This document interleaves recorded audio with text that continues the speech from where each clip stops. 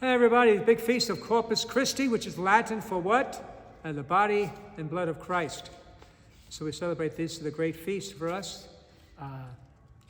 It is, to me, it's the heart of Catholicism. It's what makes us distinct. What makes us why I think God has somehow protected us from ourselves. Why hasn't the church faltered despite all our shortcomings and errors and mistakes we have made and sinfulness? I think because there we find the body and blood of Christ. And that's a special gift. I think that's why God, sometimes puts up with us, tolerates us, to celebrate the body and blood of Christ. You know, they say that some large number of Catholics, like 60 or close to 70%, do not believe in the real presence. But I don't think that's true or not. I think most people, at least I know in this church, we were like in the high 90s. And even those who said they didn't believe, they were maybe unsure. Just want to say this also, people wonder, since COVID, we have not gone back to offering the precious blood, the cup, all right? And people assume it's because of COVID and we want to spread any germs. That was a factor, but now it's more than possible to offer the cup, the precious blood. I choose not to, unless there's an outcry for it, but right now, a few people have asked, but nothing overly done. And so why do I kind of refrain from offering the cup? It's because that's where I believe where people begin to lose their faith in the true presence of Christ. I think the host, somehow it doesn't really lead to a temptation or doubt in that being the body of Christ. I think one, because the host is unique, it's different, it doesn't really taste like anything we have eaten. It's got its own flavor, look to it. All right. So that is distinct. But now we come to the precious blood.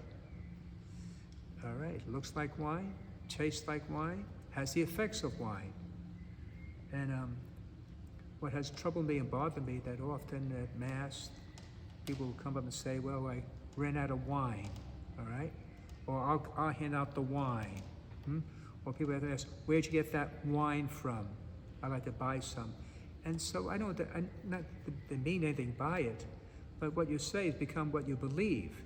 So if you keep the precious blood, if you keep calling it wine, then you're going to believe that it is just that, just wine.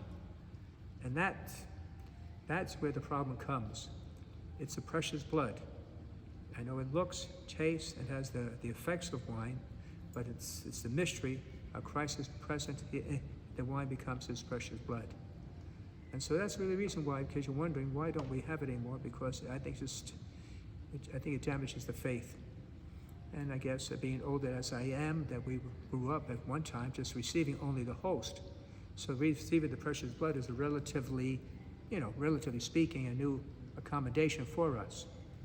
And as well, I'll be honest with you, since we're talking about this, I wish I had communion rails where people can kneel down if they so desire. But looking at the architecture of our church, the shape of the altar, I don't think it would fit. Otherwise, I would have to kneel down. Because now they, having this big Eucharistic push, next year, 2024, Eucharistic Congress in Indianapolis, and they're working on these documents, which are all well and good, I'm sure quite profound, but I don't pray that the most common people won't be reading them anyway. And those who will attend the convention in Indianapolis are those who probably already believe. Not that, we can't strengthen their faith, bolster their faith, encourage their faith, of course. But if we're trying to reach people who do not believe, then I'm not sure that's the most effective way. So what would work on this, talking about Corpus Christi, I think is how we behave. I'm 68, so as a kid in grade school, there wasn't any profound teaching on the Holy Eucharist. Basically was, Jesus said, this is my body, this is my blood, and we believe. Jesus said it was good enough for me. But it was more than simply of that one statement. It's also how we treated the host, the Eucharist. As you recall, remember, we knelt down, right? You did not touch the host. It was not in our hand. It was only on the tongue. And how often, sometimes the host would get stuck on your roof of your mouth, remember? And you were told, do not touch it with your finger. So you had to gymnastics with your tongue, trying to loosen the host. Yes. So that communicated this is something different. And the fast before you receive, now it's 1 hour. I'm not sure people realize it's 1 hour. You can only drink water, no coffee. And I had deacons come into the sacristy before Mass and they're drinking coffee. He said, well, it's coffee. No. You don't drink anything 1 hour before you receive, eat anything unless for health reasons. But even an hour, please, it's not much at all. So they were younger, that was usually after midnight, you could not eat.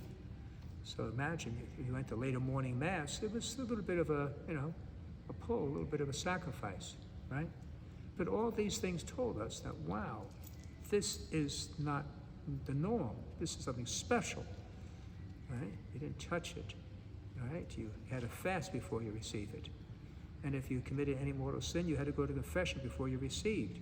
And mortal sin, serious sin, I say, well, even this Mass, on your own, due to your own fault. Not because you had to work, not because you were ill or sick, but because, man, in the morning you just didn't feel like going. Maybe you were a little bit tired and, well, you wanted to go out golf or beach or something like that. Well, before you received, you would need to go to confession.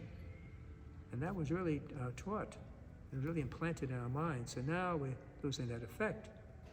And for those and people who do not uphold the Catholic teaching, right, on some serious issues, I said the right to life, pro-life, well, that would forbid them. You don't dare.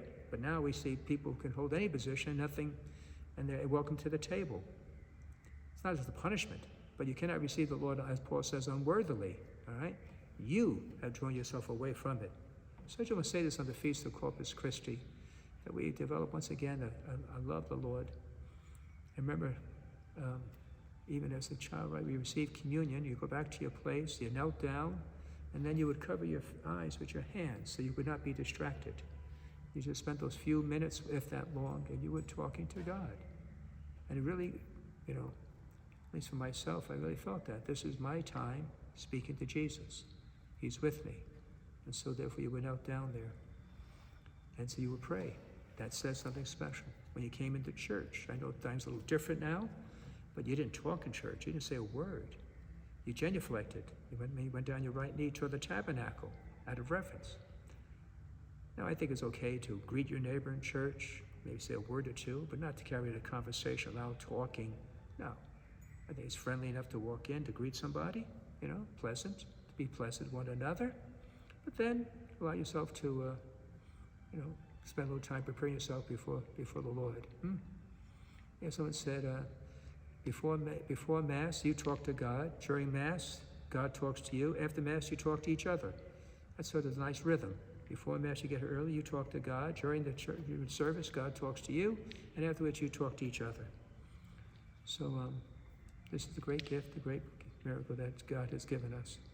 And so this Feast of Corpus Christi, pray that we may again find that great love for the Lord, which has saved us and protected us. Okay? God bless you.